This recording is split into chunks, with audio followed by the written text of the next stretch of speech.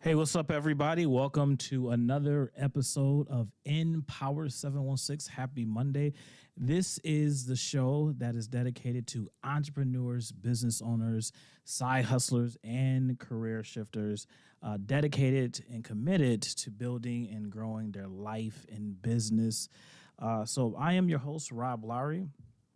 Another exciting week, episode number 19. Number 19.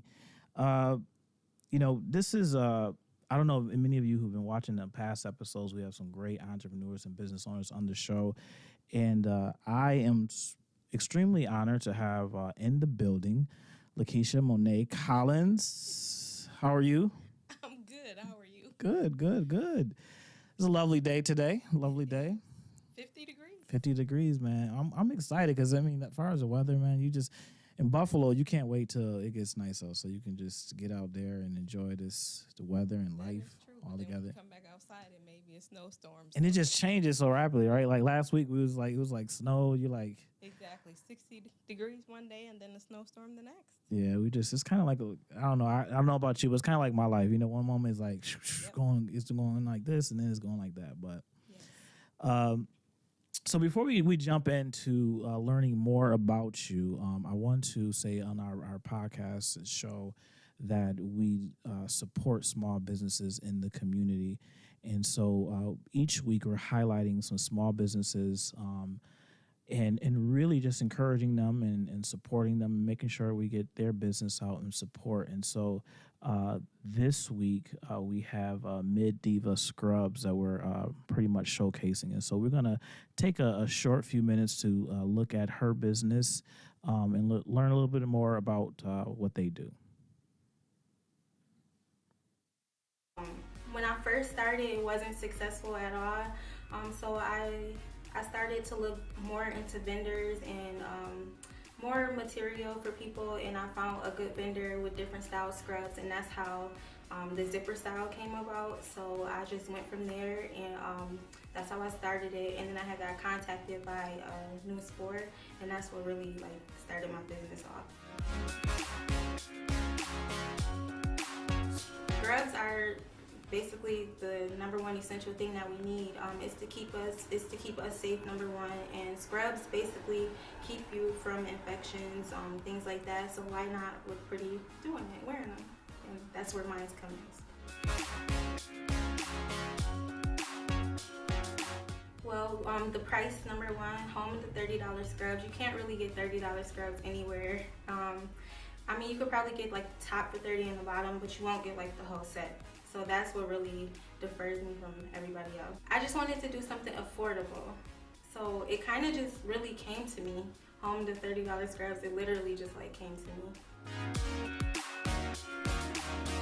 I guess I would say just always keep God first, because it won't be successful without him. And you just gotta have balance. You gotta know how to balance everything, and just go for it. Don't be afraid if it fails. It feels really good, and the amount of support that I got from Buffalo is really good, and it's humbling, and I really like it. I have customers text me all the time, basically not even about the scrubs, just about the communication, customer service that they receive, and that's really what keeps them coming back, is the fact that I'm fast. I do deliveries as well.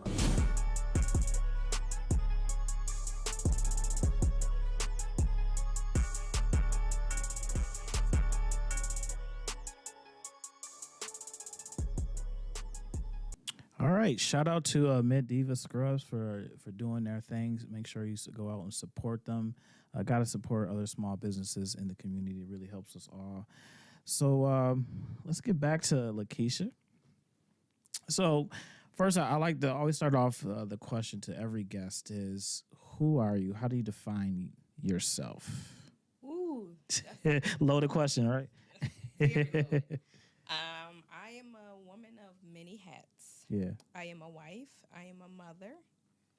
I am a daughter, a sister, a best friend. I do a lot. Yeah. And I try and make sure that everything I do, I'm intentional with it. Especially since COVID happened, I try and make sure those that I love and care about the most, that I'm consistent with checking in on them. Right. Checking to make sure. I'm already that type of person anyway. I don't have to speak to you every day because, you know, my entire household for some reason has turned into introverts. So it's like, you know, too much outside people is a lot. Yeah. Shucks, too much of my kids is a lot, but I'm just playing. But you know, when you need us, we're there. Love it. But just with COVID and everything, I was like, we've lost so many people, you know, that we didn't expect. So I told my husband, 2022, I'm being intentional with, you know, our circle, the Yeah. people that we're closest to. I have a group of girlfriends. I text them at least, if not every weekday, at least once a week, you know, sending them words of encouragement, whatever, because it's a lot going on. And did you feel, I know a lot of people from just the pandemic and everything else reflecting on like what's important. Like before, you know, 2020, some things, or, you know, 2020, a lot of people took things for granted, and it made us kind of value, one is our time. And just like you said, like who you have in your circle is important, and who you surround yourself with. And so was that something like part of, and you reflected that kind of pause moment that many of us experience? Somewhat, only because a while back, a few years ago, I fell off a ladder. I was a store manager at Family Dollar back in 2015, somewhere around there, 2013. And I hurt my neck, my back, Mm-hmm. both knees. Wow. And then a year into that, got into a car accident and tore my rotator cuff. So that was a lot of time for me to sit Yeah. and process. And not that I do things for people expecting anything in return, because that's not what I do. You know, I don't love that way. But it was just an eye opener, because anybody who knows me know I was going for so many people doing so many different things. So when that downtime came, it was like, where's everybody Where everybody at? Yeah. You know what I mean?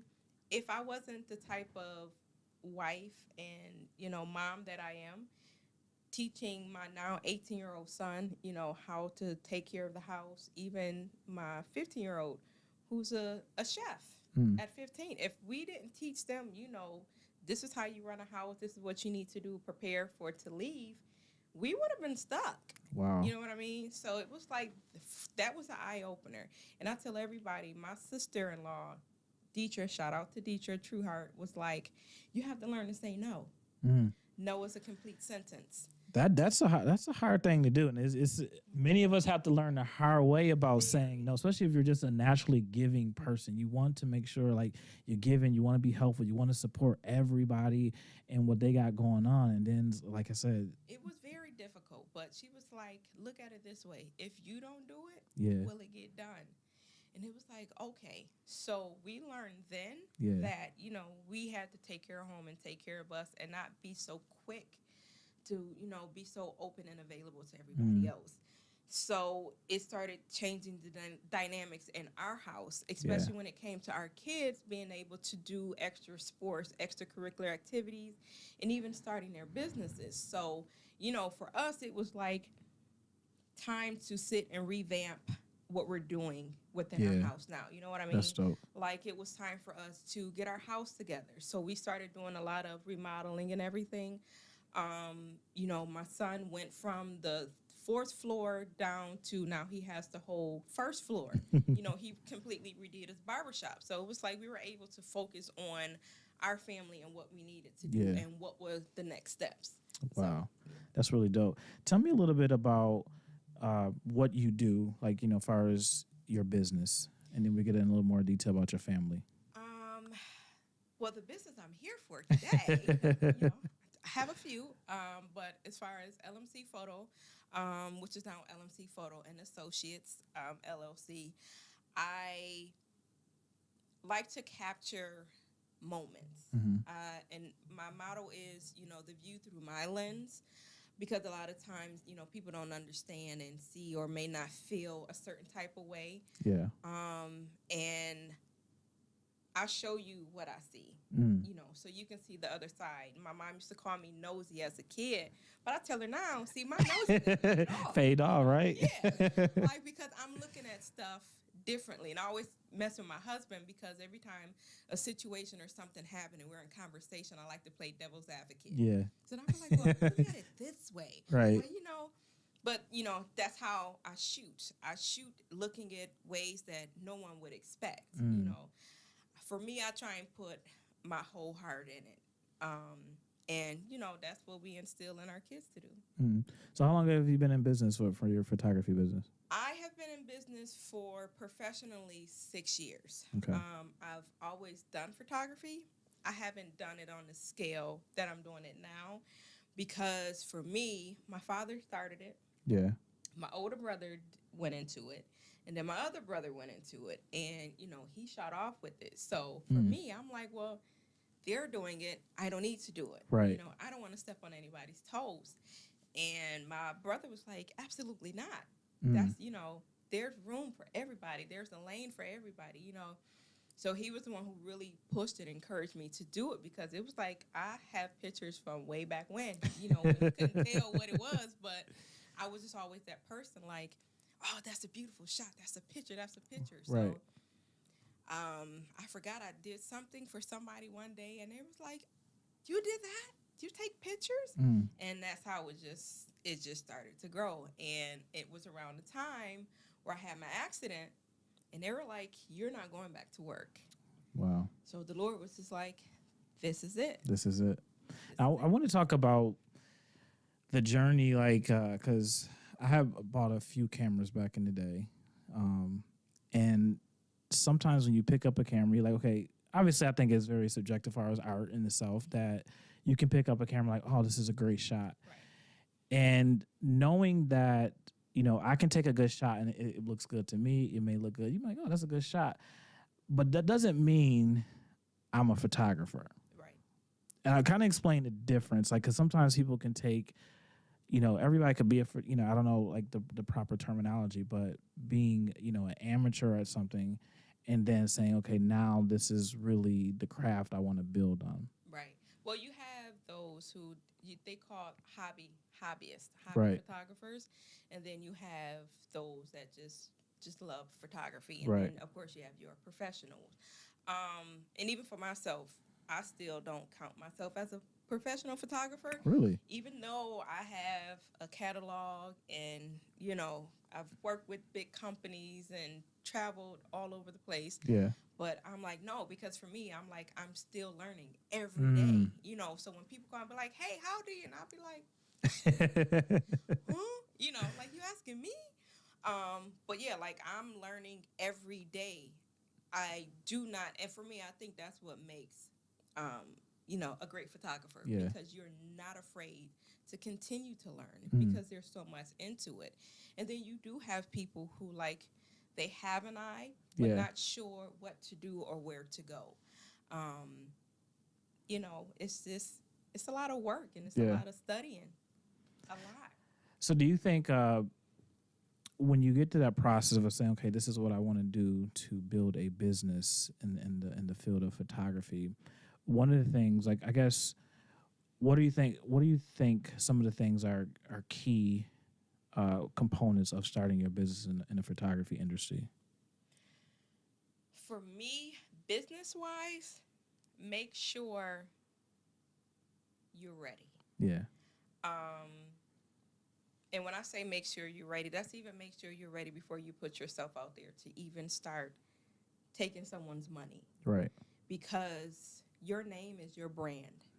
Absolutely. All day. So the one thing you do not want to do is say, hey, yeah, I take pictures. I do pictures.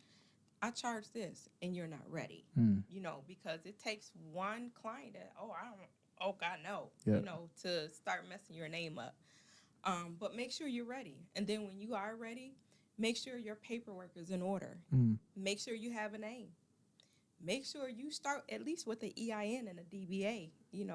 Even if you're not ready to run and go do the whole LLC or the S Corp, make sure you have that, that paperwork. Because the one thing I would hate is for somebody who is, excited about, I take beautiful pictures, I'm ready. And then you go book a wedding and they're like, this is not what I asked for. I'm suing you. Right. Now, do you think in this industry, it is a lot easier for, and I'll just use myself as an example, for me to take a camera, me to work with family or friends and say, hey, you know what, you got a wedding or an event coming up, I'll be your photographer for that event, and not really have the business savvy of it, although I may be able to take a few nice photos. But do you think like the process of it, so like many people can just pick up and call themselves a photographer without really establishing themselves? Sometimes you do have some people who are just not like my daughter. Yeah. She's 13. She's a beast. Wow, that's dope. She's better than me. Wow. And I tell everybody all day, I brag on my kids hard, and it's not just because I'm their parent. Right. But she's really a beast. We did, first coming fresh out of COVID, when they first started trying to let up, we had a wedding, and I was like, okay, Let's try it out, yeah. Yeah. And she killed. And, like even because she is my assistant, so like I allow her to do, set up poses and all that. Like she's amazing. Wow. But the whole business part aspect of it, she's still learning. So it's like there are some people who naturally have it. Go for it. Right. I encourage you to. And yes, most definitely try with your family and your friends first. Right. Especially before you start saying, yeah, okay, now you got a $400 little gig appointment, yeah. Like $400 gig, you got to give me $400 worth of work. And that's not just being able to take a picture. That's everything. You got to have the customer service, all that, the whole package. For me, let me say that. Now, one of the things I learned over the years is knowing what to look for in a photographer. And also, it matters like the personality too. I realize that too, as working with many photographers over the years, is if I don't feel comfortable with you, I can't really feel that. And some people can do it naturally, like with anybody, but I have to like feel the vibe in order to kind of feel like, okay, I'm in the moment. This person is really trying to bring out this shot or this scene. So how important is that? Like when a customer is approaching you about your business, what are some of the things like you share with them about who you are and all those things, and why is that important? For me, the most important thing is to figure out what it is my client wants. Yeah. I need to make sure we're a good fit before I even say, okay, yes, I'll book you.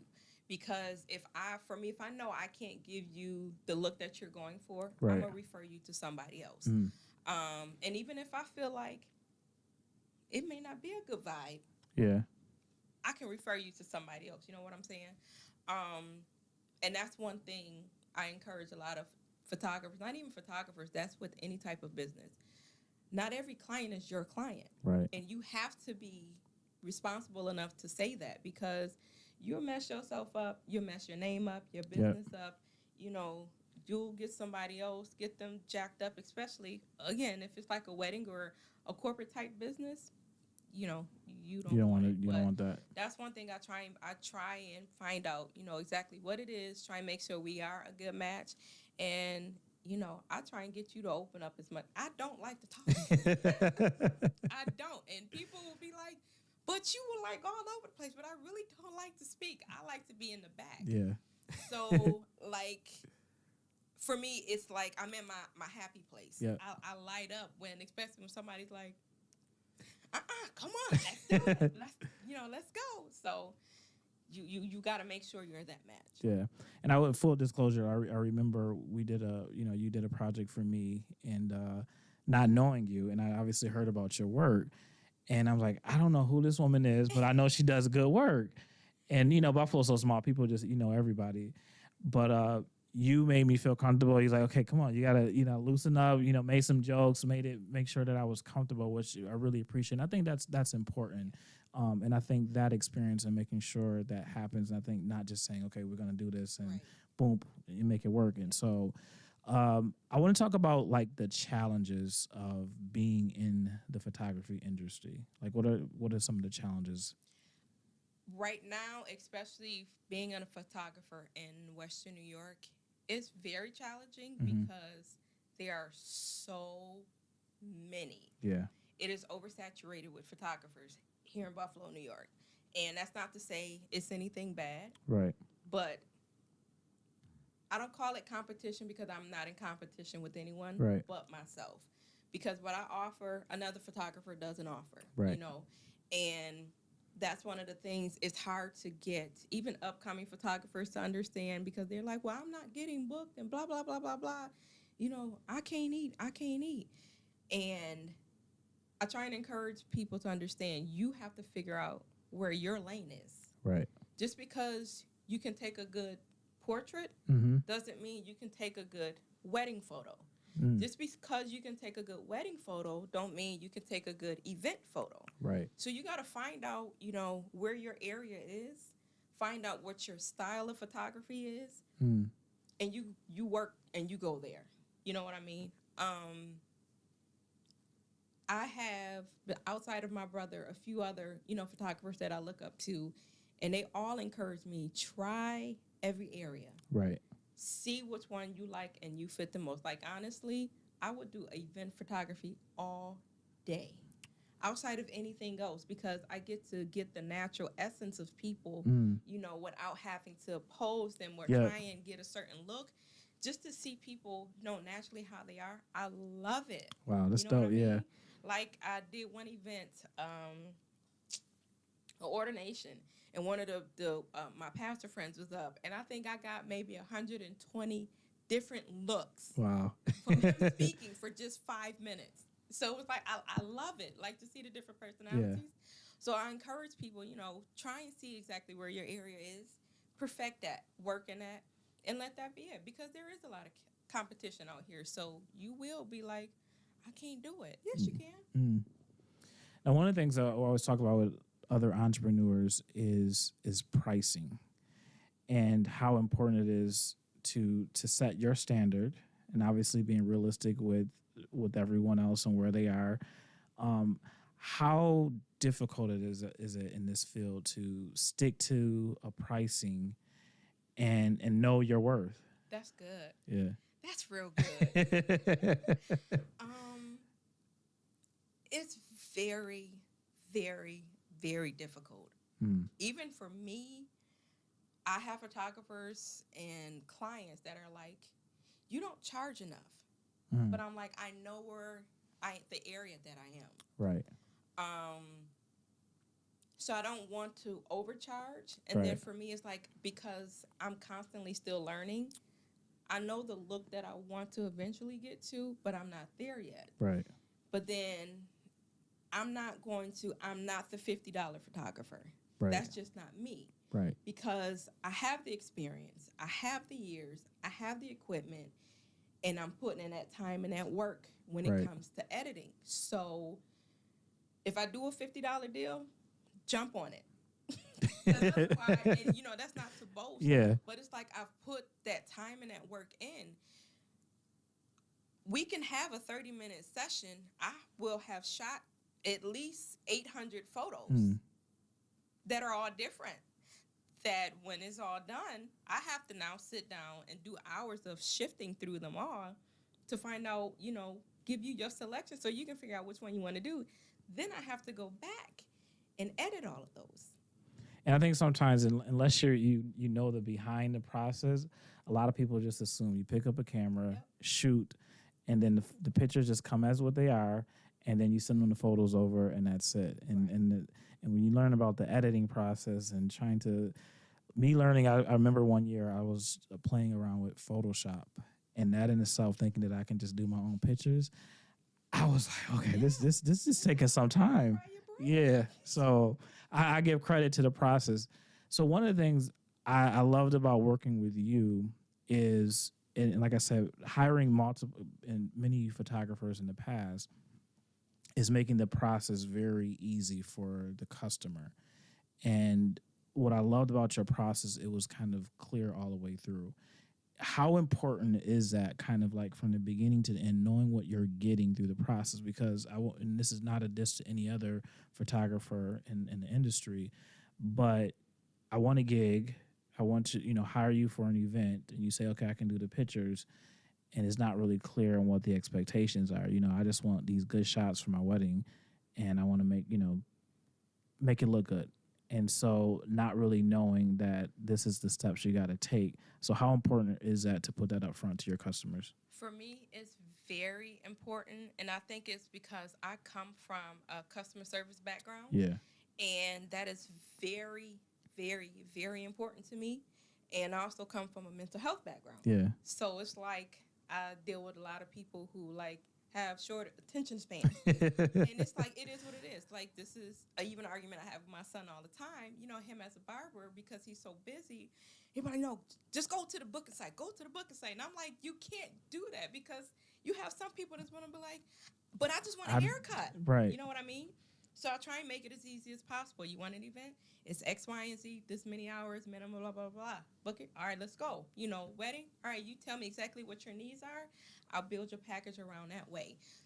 To me, it's like people are already nervous about doing pictures. Right. I'm getting in front of a camera. I need to lose 30 more pounds. But my smile, I don't like my hair, blah, blah, blah. So if I can make everything go as light as possible, you know, we've got half the battle won. Right. So, you know, for me, it's like, it's the customer service. I got to try and get you in there. So once we get you in front of the camera, it's like, okay, next. You know, like, we're gonna get through this together. So I love that. So I want to transition to you as a person. We talked about, obviously, your wife, mother, sister, all of that good stuff. What, when you defined yourself in the beginning, you also do, we talked a little bit about this off camera, but vlogging and just really sharing about, you know, your process, your family. You have 5 children, husband. Why is that important, why is that so important beyond just, you know, you as a businesswoman, but to kind of share that experience with other people? For me, it's being able to tell my story. Yeah. Not allowing other people to tell what they think or what they see. My husband and I get a lot of feedback. We come from a family of 1 million kids. It's 9 of them. Wow. And on my side, it's 1, 2, 3, 4, 5, 6, 7, 8, 9. I think 10. Are you serious? Wow. My parents had 3 biologically, and then they adopted the rest. Wow. My husband, they had 9, all 9. Whew. You know, no extras. So I just can imagine a family reunion. Yeah. So everybody always thought my husband and I were supposed to follow in our parents' footsteps. No, we're done. We were done at 4, but we end up adopting our godson. So it was like being able to tell our story, you know, and a lot of people look at us and they be like, you guys are amazing. Like, y'all doing this and y'all doing that. But yet they don't see the struggles in the back. Like, it's difficult. So it really does take work to build the family. It takes a lot. So I want to talk about it because really when we look in the African-American community, you know, we obviously value family. But for you and your husband, how important is it to build your family and talk about, like, that legacy of making sure that family is first and so forth? Like, how's that? For us, it's very important. And a lot of the reasons because we both come from families where we had our mother and our father. Yeah. That's not the norm anymore. Which is why we fight daily, even for our marriage, because there are some days we'd be like, dude. Exactly, I'm done. But the kids be like, no, you ain't. But, you know, it's like we want to make sure that we give our kids that, you know, this is normal, you know, and it's okay to have mom and dad in the house. And it's not easy every day. You know what I mean? Like, we go through stuff all the time. Yeah. And that was really what the vlog was for. You know, a lot of people try to get us to do a family vlog, period. And my husband for years would be like, I'm not going to be nobody. I don't want nobody in my business. Yeah, like, no. And then I cuss too much. So, no. And it's like, but everybody they already know that side of you. Yeah. So it's just like, and he's like, no. So going into 2021, I was like, babe, you know, I think I really want to do this. You know, I have a lot of people who's pulling on me. It was like, you make it look so easy, but it's not, you know. And so just to be able to tell my side, my story of, you know, being a wife, it's not easy. I love my husband to pieces, but he gets on my everlasting nerves sometimes. I love my kids to pieces, but they get on my nerves sometimes. But it's okay. And I think that's important. Like you said, you deal with, you know, the mental health and stuff like that, and just knowing when it's not okay, but then obviously being transparent about it, because again, it takes work. It's like many people see entrepreneurs like it's something easy, but it takes work. It takes, you know, sleepless nights. Some days is gonna be a good day. Some days the money ain't gonna be flowing like it's supposed to be. But how do you get through the process and make it work together?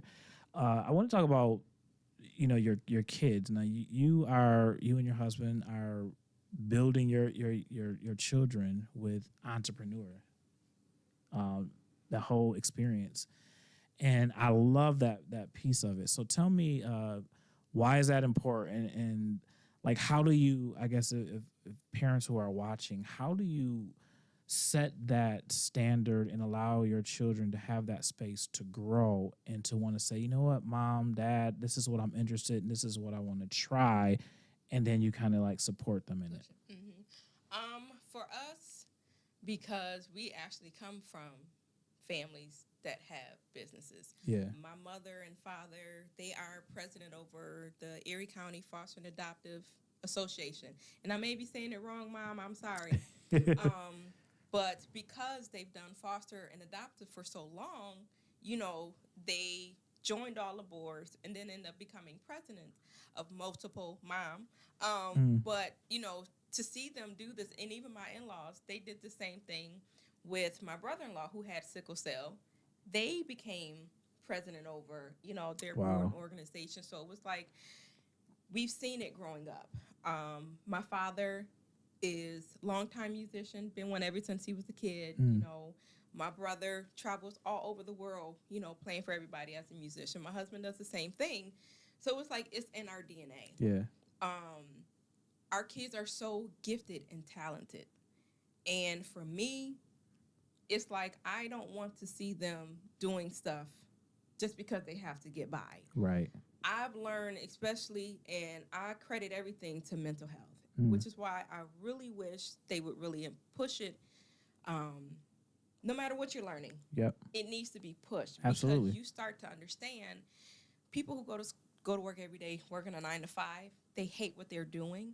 They dread getting up, having to go to work, because it's something they don't want to do. But they have to eat, they have to pay the bills. Versus somebody who, I have to get up every day to work my business, sometimes 12, 18 hours a day. But I love doing it. You know what I mean? So it's like, of course, you're going to put more energy into doing your business than doing a 9 to 5 that you have to do just because. I was a Family Dollar store manager at Family Dollar, making $60,000 a year. But I was putting in 65, 70 hours a week. Wow. To make your pockets bigger. Literally, my husband is bringing the kids to work to eat lunch because that's the only time I get to see them. So it was like, we didn't want to raise our kids that way. When Kevin said he wanted to learn how to cut hair at 13, 14, okay. I was a licensed cosmetologist for years. Wow. So, of course, you know, it's in his DNA. His grandfather cut hair. His uncle cut hair. So we got him his clippers. And that boy took off. Wow. You know what I mean? Like, let's talk about your daughter, too. So that, well, before we get to your daughter, so buying him clippers, supporting him through the process. Now, how do you take someone, you know, him growing from, okay, I want to do this for fun, then making it a business? Like, what's that conversation kind of looking like? He got to the point to where he didn't want to go to college. And I'm like, I'm all for it, because I did that to my parents. Yeah. I went to school right after high school, and I didn't do well the first semester. It was like, I don't want to be here. But at the time, I was also working 2 jobs. I've been working ever since I was in high school. So I was like always at work. I'm leaving one job, going to another. To the next one, Then going to school. I was, you know, like I was doing human services and customer service and still going to school. So it was like, Something got to give. Yeah. So I ended up leaving school. I mean, I ended up going back, but it was like I should have thought about it, you know, instead of saying, okay, well, you're done with high school. Now it's time to go to college. School, right. I wasn't ready for that because that's not where my mind was. So for him, the program that he was in, you're in the program to where you're leaving high school, you can go do 1 year of college, go get that degree, you're done. I don't want to do it. Mind you, he's an honor roll straight A student. Wow. I really don't think I want that. If you don't want that, you have to run this business like a business, period. Show me a plan. This is how we're going to do it. And this is what he's been doing. So he went from not just being the youngest licensed barber in Western New York. Wow. He's a viral YouTuber. Love it. So he had, you know, many streams coming in. So it was like, I'll meet you halfway. Right. But you show me that this is really what you want. Now, is that scary? Because I know, like, many parents feel like, you know, if your child comes up and say, I don't want to go to college, that's like, you know, like, I don't know if I can support that. Is it, I guess, like, during that time, was it kind of like, okay, is this really going to work? Because obviously we want, you know, every parent wants their child to be, you know, they may not see foresight of what's going to happen, and they might not, okay, I don't know if this is a good decision. Like, how was that? Like, was it a scary feeling? Was it like you just got to, you know, have faith and just believe in them? For Kevin, yes and no. Yeah. Because he's one of those kids. If he want to do something, he gonna do it. You know, like he used to start a basketball team, but he was so fast, he would move faster than his ankle would move. So, like, even when he would hurt himself, he'd be like, okay, I'm ready to get back out there. You're not ready, dude. Right. But, you know, he's that go-getter. If his mind is set, he's doing it. And because he had learned so fast and grew so fast, it was like, okay, he gonna be all right, you know. So that gave us a lot more confidence. My husband, on the other hand, was kind of like, nah, you going to school. You need to go to college. And I'm like, babe, hold on. Right. Because that means we're going to be paying for this. Like, I just listened to my mother and father, like, And then I had to remind him, babe, you paid off you right. So, you know, it was kind of easier on him. You know, like, okay, he going to be all right. We got this. But it's like, honey, I don't think he ever leaving home. You know, like he gonna be a billionaire and still living at home. But hey, say those bills. I wish I would have waited longer to move out. Having none of those bills, man. Don't run into those. So then let's talk about your daughter. So not only with your son building, you know, obviously entrepreneurship with your son, but then talk about your daughter being added to the business. Yes. Anybody who knows me, y'all know my daughter. Shout out to baby Anita, Janice, my sidekick. She stole my birthday. Stole your birthday. She has not left my side yet. Yeah, she's always with me, always by my side, and like she's very artsy. Yeah. She has an aunt who's a makeup artist. 2 aunts that do makeup, and she picked that up at an early age. Actually, 2 aunts and a cousin. Picked that up at an early age. So when she started picking up the camera, you know, she'll pick up the phone, and I'll be like, okay. So I would have Kevin with me early on, you know, doing video, doing pictures. Then she started tagging along, and she would do some video. She would get some crazy shots. You know, they'll go back and forth, and Kevin would be like, okay, I see that transition. All right, I see you. But then she started getting into pictures. And I'm like, oh, girl. She'd be like, no, Ma, do it this way. And I'm like, okay. And I let everybody know in the session, you may hear her speak to me a certain type of way. This is the only time she can act like she's the mom. But because she's that dope, it's like, I'm going to let her have it. So we've done, you know, quite a bit of events, weddings and sessions, and I'll go ahead and let her have at it.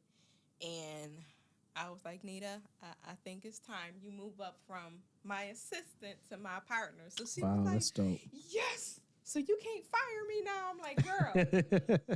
So, but she, you know, she's just that amazing at 13. Wow. So, yeah. That's really that's so inspiring, because I think many of families, sometimes you may not see that. And I think like you kind of like, in order to like grow in your life, you have to kind of see things to kind of step out and have that confidence that your daughter or your son may have. Is that the legacy that you want to leave to you and your husband as far as for your family? Most definitely. And I tell people this all the time. Don't be afraid to acknowledge that your kids may do something better than you. Yeah. Like, that's what we want to do. We want to teach you everything we know so you can take that and go learn more. Yeah. Outdo me, your dad, your grandparents, your aunts and uncles. Do your thing. Like my 15-year-old is a chef. I taught him how to bake, and he took it to a whole different level. Wow. We start teaching him how to cook.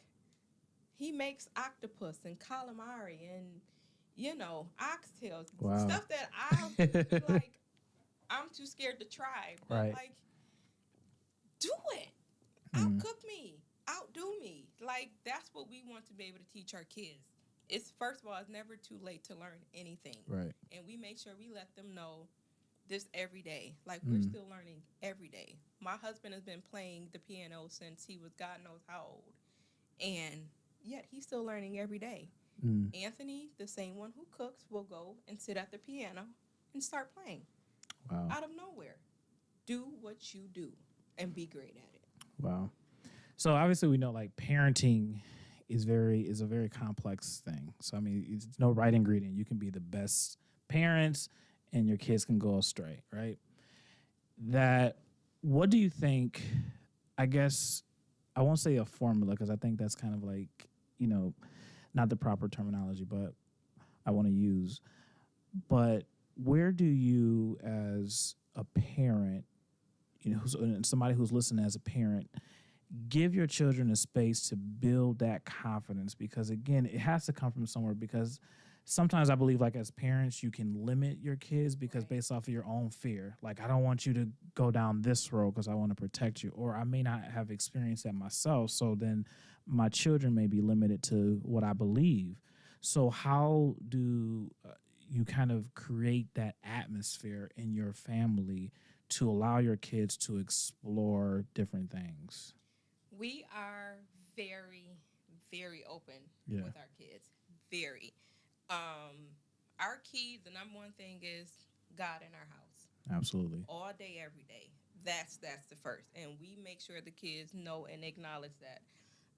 Not just because we said so, but because you need to have your own, personal relationship and belief with him. But they know that's what we stand upon. And we are very open, and we've always been open from the time Kevin was young and Jermaine went to his school one day, and the little girl was like, "Look!" And my husband was like, "Wait, what?" Right. Like, and it started, reality started hitting in. Like, these kids are doing stuff that we don't do in our house. Like, where are you getting this from? So from that moment on, we had to start being, real. Right. And we wanted to get in front of it before the world had a chance to tell them what it is. The world should be. Absolutely. So we have those conversations. Like, we do mental health check-ins. Is everybody all right? Right. Are you stressed? Are you overwhelmed? Somebody trying to start stuff with you. We have those adult conversations. Right. Because the world is... And if you don't have them, somebody else will. And listen, that's it. Like, even when Kevin was in 7th or 8th grade and they started doing, the sex education stuff, and it was like even the stuff they were teaching them, and we were like, wait, what? Yeah. But even then, 6th, 7th, 8th grade that he was getting taught sex education is completely different from what Anita is getting taught in 8th grade now. So it was like, wait a minute. So it starts in the conversations. Got to start in the home. Has to start in the home, and that's the thing. We try to get away from the secrets. Right. You're not old enough. You don't need to be privy to this conversation or this stuff right now. Yeah. Like when we were growing up, we had to go into another room. When certain things were being said. But it's like this day and age, they're throwing so much at our kids right now that no. We gonna sit down and we gonna have this conversation. Let's talk about it. Let's talk about it. Yeah. Before they tell you this side, Because there's a difference between opening up and having that conversation versus somebody feeling like they need to throw their stuff on you. Right. You know what I mean? Yeah. But we teach our kids, you respect everyone and you respect their decision. I don't have to agree with what your decision is for me to respect you. Right. That's your decision. Mine is mine. Right. You know, we respect each other and that's it. But in my house, this is how we do things. You know what I mean? So it's having that open line of communication and letting them know y'all can come and say anything to us. That's good. That's definitely good. So let's talk about fun, because you like to have fun too, right? I'm assuming, yeah.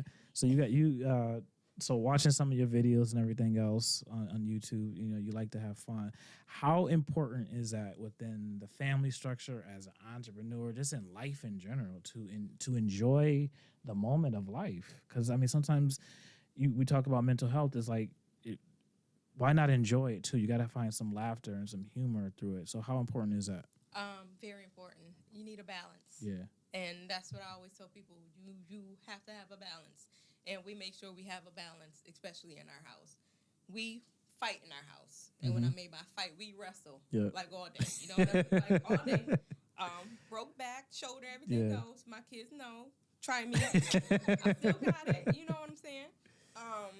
But like we like to have fun. My family, we traveled all the time. They're made any given day. My mother say, "All right, pack your bags, let's go." Where we going? I don't know, but I feel it, so it's time to go. So I try and do that with my kids now. Yeah. Our schedules are very hectic, very. So I try and make sure at least once a month we do something, you know, out of the house.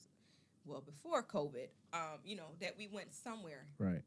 Away from Buffalo as a family. But we made sure if we couldn't do that, that we had our annual trips that we always did. We stopped doing Christmas at home. We getting on a boat. We're getting on a plane. Nice. Go explore the world. There's so much out here. Y'all don't need anything else. Nothing, you know. So we like to make sure we have fun. I don't care what it is, even if it's just leaving to go take a walk around Niagara Falls. We will go and walk the falls as a family. Wow. But, you know, just to make sure that we take a break from reality because it is overwhelming. Yeah. Schedules are busy. You got track, you got basketball, school. Sometimes you just got to, you know, let it all out. Let it out, yeah. You got to let it out. I love that. Now, one of the things I want to ask you is what, I guess, the component of having your life taken care of, because some people jump into businesses and then your life could be a mess. And then I believe like if your life is not kind of like not perfect, but you have some stability, then it flows into your business.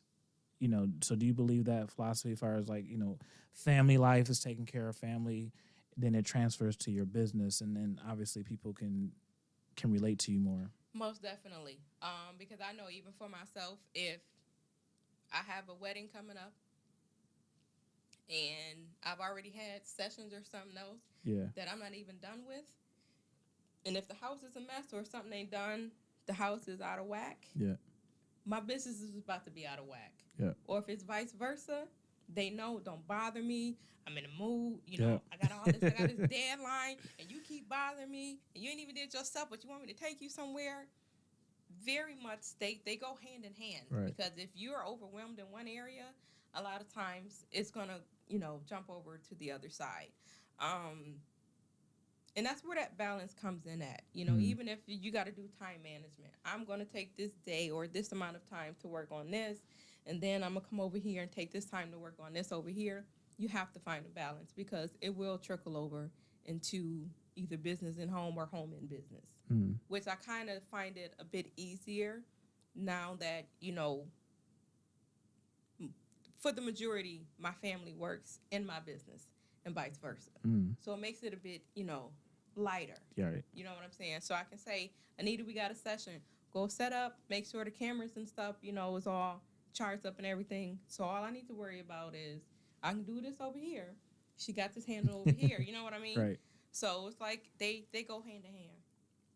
Do you feel, I guess my other question would be, what do you think is the biggest takeaway from you being in business for 6 years in the photography industry, what's the biggest takeaway that you learned? Like, this was like a huge learning experience for me. For me, it's that I don't have to accept every offer that's given to me. Everyone that wants to book, I don't have to say yes to everything. I had 1 year to where I did a wedding, and it just did not go the way that I wanted to go. And I was like, I was not happy. You know, I was frustrated. I was overwhelmed. Camera started acting up, you know, and I was just like, this is not it. You know, I'm not doing weddings anymore. But I knew for me, like, I wanted to be able to do a certain type of wedding. There were certain things that I wanted to at least be able to do before I quit. Right. But I knew there was stuff that I had to do in order to be ready and prepare myself to get to, you know, what my goal was. So it's learning that it's okay to say no. I don't have to accept every appointment request that comes in, because if I'm not ready, it's not going to work out. So that was a big one for me, because it's not about chasing the dollar. Right. You know what I'm saying? It's about the quality of what you're putting out. And if I'm not ready, if I'm not prepared, it's going to come out. And what do you think, like, if you're starting off as a photographer, what do you think are some of the necessary things to do in regards to, like, I don't have a lot of funds to start up getting the right type of equipment, you know, here, you know, so what's your suggestion in that area? Get what you can get. You purchase whatever camera you have money to get, and you learn how to work that. Yeah. And you move forward. And a lot of times sometimes you hear people say, it's not about the camera, it's about the photographer. Right. Which is true. Right. Because you can work anything. If you got it, you got it, right? Which is true. Because it's about the photographer. It's about the person behind the camera. And that goes back into even studying. Even if you have a $20, $30 camera, you can still make it look great. You have to study and learn what you have until you're ready to move to the next level. I would never, ever encourage someone who's just getting into photography to go and purchase a $2,000, $3,000, $4,000 camera. Yeah. Because first of all, you need to make sure this is really what you want to get into before you get into it. Because photography is expensive. Very much expensive. It's always, not to cut you off, there's always something new. I'm even learning with doing, video production, is that there is always something new, something added component that, oh, shoot, I got to get this portion of it. I got to get this. So like you said, it could be the different lenses. Now, I was surprised. Like I said, I got a couple cameras. And when you look at the lenses, I'm like, okay, it's $100 for this one. And that's the basic plan. I mean, and so they go up and there's different type of lenses. I'm like, okay, so you definitely, I think the value, when you kind of learn the weeds of photography, you realize it's just not something of like, I want to say it's art, but it's also science into it. It's just a lot of things go into it. Yep. And I don't like math. But it is. So I guess, how do you get other people to understand, especially when you come we talked a little bit about pricing, and I want to talk a little bit about contract and having things in writing for people who are getting into the business and why that's so important. But when you're working with someone, you say, okay, here's my price, and they may not fully understand what all it takes to go into a photo shoot or, an event. Do you explain that to your process of like some of the behind the process, so people really understand why you're charging what you're charging? Early on, I've had to. Yeah. Because a lot of people are like, well, that costs too much. I mean, such and such, do it for such and such. And I'm never one to bash anybody else and how they run their business. Right. If we're not a good fit, if my price is not on your price range, right, I will happily refer you to someone who I know, has that price range. But I've had people who ask that question like, what all am I getting for this? Or why does it cost so much? And I've had to break it down that this is all the steps that I have to do and the work that I have to put in. And now it's because people know my work, they Right. know what I do. I don't get that question, too often. But a lot of the times, even on my website, when you go to book, you're selecting what you're booking. It's given a price, but it gives you the breakdown of what happens. You book your thing. Once your payment is secured or your first initial payment is secured, Yeah. you're locked in. You're going to get a confirmation once you fill out the form, COVID, blah, blah, blah. Then you'll come in for your session or I'll come to the event, whatever the case may be. This is the time frame that the editing is going to take place. If you're doing a regular session, okay, I have 24 to 48 hours to give you the unedited images for you to select what you want. After that, the sooner you get them back to me, the sooner I can give them to you. You got a 3 to 5 day window. So if you need them beforehand, gotta move a little faster. Or, it's either hurry up or you have to pay the expedited fee because I have so much going on. You're not the only client. Right. But I do offer that option to where if you need them right away, we can make that happen. But all of this is conversation before I'm taking your money. Right. So, if there are any questions that you need to have, now is the time to ask. I mean, you can ask me throughout the time, but, I try and get all that information out beforehand. Right. So nobody's like, well, oh, but I didn't know. Like, I needed it today. Right. We just did a photo shoot, but I do. Yeah. So the other part I want to go into is actually the contracts and getting things in writing. And one of the hardest lesson I had to learn too, this is probably about 10 years ago, is making sure you have things in writing. And that's what anything you're doing with. But I know a lot of times there's some photographers I booked and, it's just verbal or they don't have a contract. And so I now request that as you kind of like learn if you've been, life will teach you some things. And so you just go say, hey, in the future, I will never do that again. So I'm going to require that if they don't allow that for their business, we got to have something in writing. So how important is that having things in writing as a photographer? For me, it's very important. And especially because I run my photography business as a business. Yeah. I need paperwork and documentation for anything. In the event, God forbid, somebody comes, hey, I don't like this, I'm suing you, blah, blah, blah. You got exactly what was in black and white. Right. You signed, you agreed upon, or even if for some reason I may have forgot or you were supposed to get this amount of pictures, but yet I sent this one, I can go back even for myself to recheck and say, oh, no, this is what the agreement was type thing. But with any line of business, paperwork is key. Yeah. Most definitely. Save yourself. Like I said, you definitely will learn. I want to talk about the ownership of photography, or the photos, the images. Mm-hmm.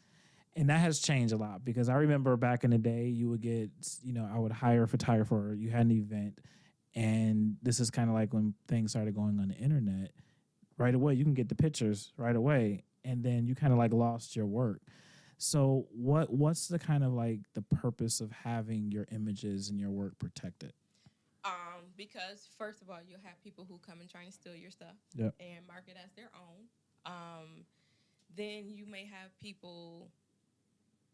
clients. I've only had one that will take your stuff and put their own edits to it. Mm. But it speaks on your brand. Yeah. So I don't think people really understand that. Yeah. If you don't like a certain edit, let your photographer know. Yeah.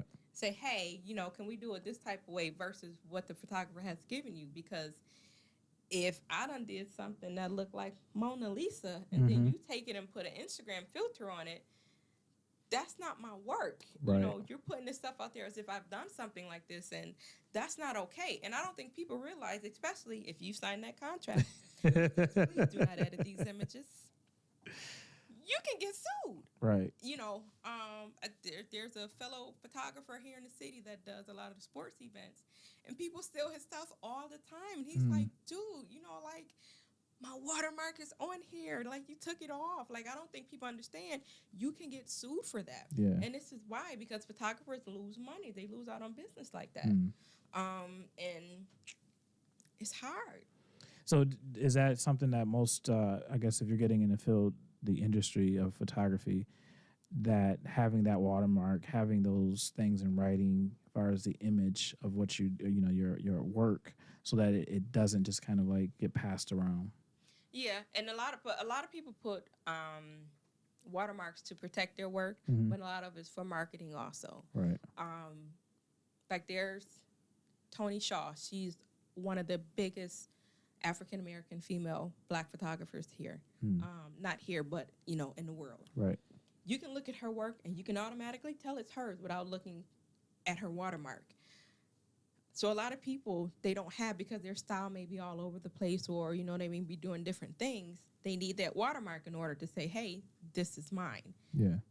So they use that as a marketing tool. And you have some that's like, no, they're publicizing that stuff. Like, don't touch my stuff. This is mine, So that's why you have it. It's just like that stamp of ownership. So I encourage you. Some people, they don't. And even for me, depending on the type of image that it is, I won't put, it out there. But if it's something that I'm like, yo, this is sexy, this going to blow up, I'll go ahead and throw the watermark on there. Like, hey, come and see me. There you go. Yeah. So what's next? I guess what's your vision? Where do you see your business in a few years? I don't know, because I've tried to slow down for 2022, but the Lord said otherwise. Thank you, Lord. Not complaining. Amen. But because I'm focusing a lot more on what the kids are doing and wife mom life, I'm still doing photography, but I think I'm going to do a little bit more different. I do travel agent as well. Yeah. So I'm kind of on the fence of taking the travel agent and LMC photo. I think we're going to go around the world. Nice. I love landscape. I've always loved landscape more than shooting people.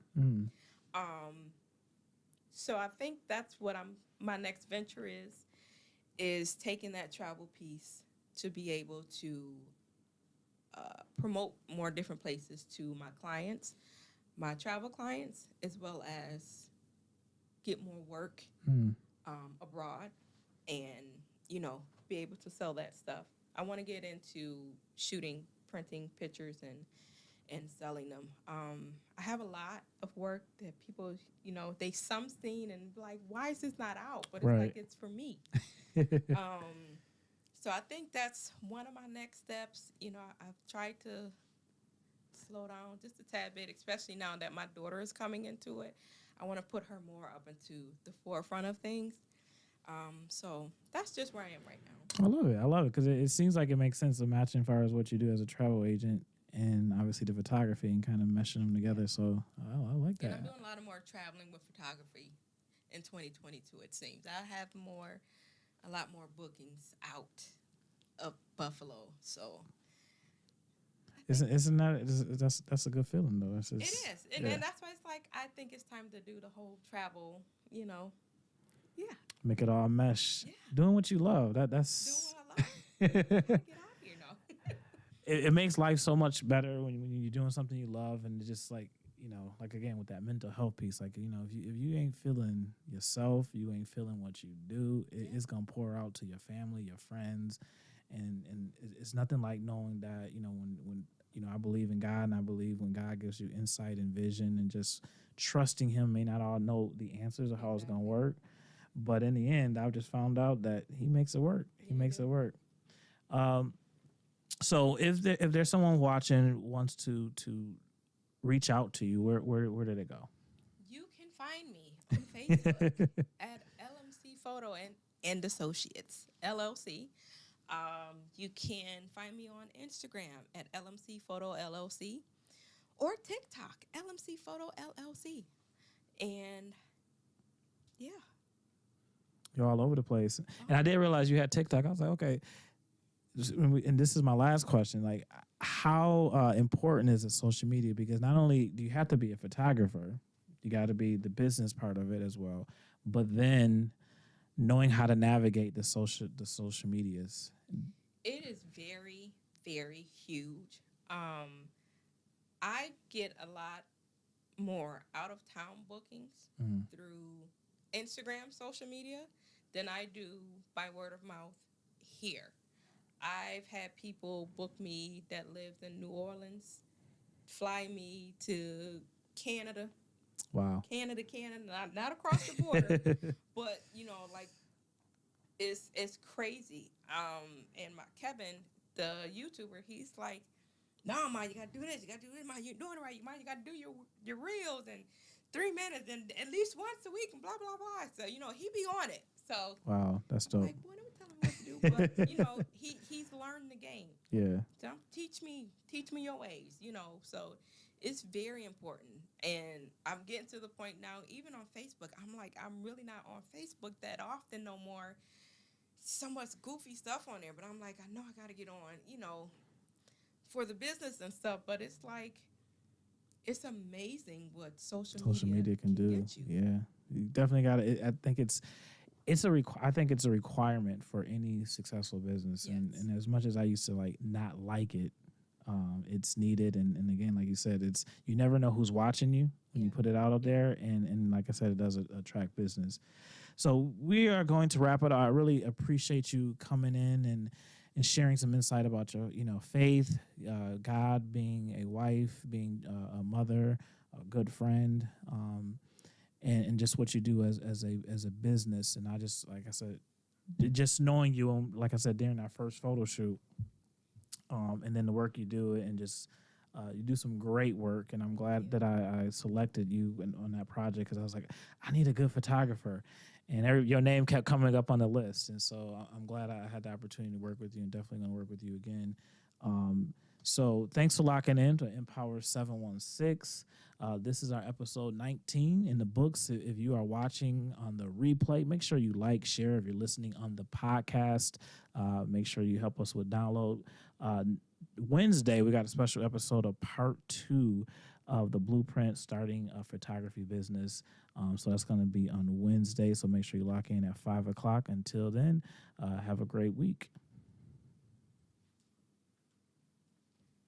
The Empower716 Talk Show is looking to promote and recognize young entrepreneurs in Western New York. You could recommend yourself or someone else to be acknowledged on a future episode. Nominees need to be age 21 or under, has a service or product that offers value, has taken steps to become an entrepreneur, and must be willing to come on the show and talk about their service or product if selected. Email us at empower716@gmail.com.